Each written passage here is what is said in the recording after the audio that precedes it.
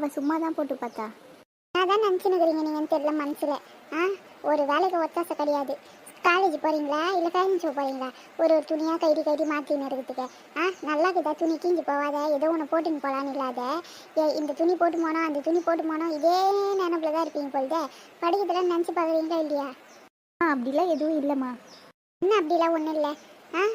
இந்த ட்ரெஸ்ஸை போட்டால் இதுக்கு மேட்சாக வளையல் போடணும், செயின் போடணும், கம்பல் போடணும், இதே நினப்பில் இருந்தால் உங்களுக்கு தான் படிக்கிறது எங்கேருந்து நினப்பில் இருக்கும். இந்த ஸ்கூல் வரையும் எங்கள் யூனிஃபார்மாக காலேஜுக்கு மாற்றிட்டா நல்லாயிருக்கும். தினைக்கும் ஒரே யூனிஃபார்மாக போட்டு போவீங்க, எந்த பிரச்சனையும் இல்லாது. இந்த கலர் துணியை போட்டு போனாலும் போட்டு போகிறீங்க, ஒரு நாளைக்கு ஒரு துணி இல்லை, அது செட்டாக மேட்சாக வாங்கி போட்டு போகணுமா? மேட்சே பண்ணுறீங்க. என்ன தான் பிள்ளைங்களும் எப்படியோ பச்சான்னு நல்லது, என்ன பண்ணுறீங்களோ யாருக்கு தெரியும். டைம் ஆகுதுமா, எதுக்குமா கூப்பிட்டீங்க? இன்னும் கிடையாது. இந்த சோனி பிள்ளை பைத்த தின்னாதே, என்ன பண்ணுறது?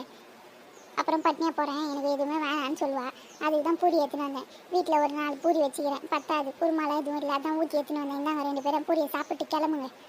அம்மா ஆனால் பழுது சாப்பிட சொன்னீங்களே. என்ன பண்ணுறது? சொன்னாக்கா மனசு கேட்கலையே. அப்புறம் வேணான்ட்டு பட்னியாக போவேன். உனக்கும் கொஞ்சமாக தான் சாப்பிட்டு போவேன். வயிறு நிறைய பூரியை சாப்பிட்டு போங்க, பழுது இருந்தால் நான் சாப்பிட்டுக்கிறேன். உங்கள் அப்பா காலையில் அதை தான் சாப்பிட்டு போனார், சீக்கிரமாகவே கிளம்பிட்டாரு. இந்த நாங்கள் சாப்பிட்டுக்கிறோம், நீங்கள் பூரியை சாப்பிட்டு கிளம்புங்க. சரிங்கம்மா. சரி இந்த பூரியை அங்கே கடையில் நிறைய பேர் வந்திருந்தாங்க. வாசல் கட்டுற வேலையெல்லாம் நிறைய இருக்குது. நான் இட்லி கடையில் போனால் நீங்கள் 2 பேரும் கிளம்பிட்டேன். வீட்டை தந்து விட்டு போயிடாதீங்க, டாப்பால் போட்டு போங்க. கண்ணுக்குட்டி சித்தி வீட்டு கண்ணுக்குட்டி அதெல்லாம் உள்ளே வந்துடும், ஒன்றும் பண்ண முடியாது. அப்புறம் நல்லா கதவை வலிச்சு டாப்பால் போட்டு போங்க, ஒன்றே மதியமாக போட்டு போகாதீங்க. சரி, இந்த சோனியா கிளம்பிய சதீஷ் குமாரை கூட்டினே அவங்க கூட போக சொல்லு. நீ மட்டும் நான் தனியாக போகிறேன், இந்த அக்ஷய பொண்ணு வதிலவும் கூட. சரிம்மா, தனியெல்லாம் போல் அக்ஷயாவும் வரா. சரிம்மா, நான் பார்த்துக்கிறேன். என்ன மேடம், இன்னும் கோவத்திலே இருக்கீங்களா அம்மா மேலே? அப்படியெல்லாம் ஒன்றும் இல்லை, நான் கோவப்பட்டே என்ன ஆகுது? எதுக்கு கூப்பிட்டாங்க அம்மா உன்னை? அது அவங்க சின்ன பொண்ணுக்கு பழுது பிடிக்காதுல்ல சாப்பிட, அதனால பூரியை கொடுத்து அனுப்பிட்டாங்க. அதுக்கு தான் கூப்பிட்டாங்க பூரியை கொடுக்க. இதெல்லாம் நம்பணுமா?